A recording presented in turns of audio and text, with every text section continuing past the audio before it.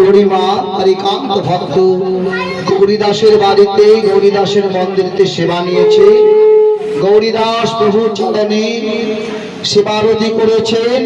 সেবারতি করার পর ভগবান গৌরহরিকে মা ভগবান গৌরীদাস ফুলের চালিতে ভক্ত গৌরীদাস ফুলের বিছানা ফুলের পলঙ্কে ফুলের বালিশে ভগবানকে বিশ্রাম করতে দিয়েছে।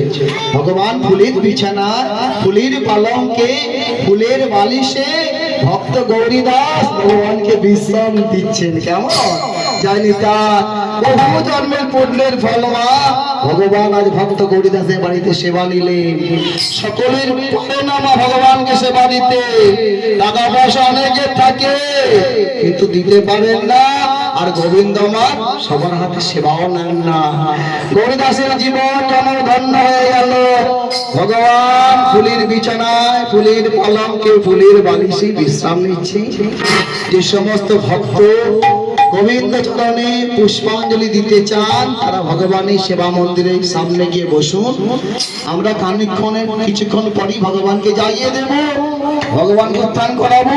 ভগবান মন্দিরে উঠে বসবেন, আপনারা পুষ্পাঞ্জলি দেবেন। যে সমস্ত ভক্ত গোবিন্দ চরণে পুষ্পাঞ্জলি দিতে চান ভগবানের সেবা মন্দিরের সামনে গিয়ে বসুন। প্রভু আমার একটু বিশ্রাম নিচ্ছেন, তারপর ভগবানের গল্প বসুন, স্থির হয়ে বসুন। বসুন ভগবানের মন্দির সামনে।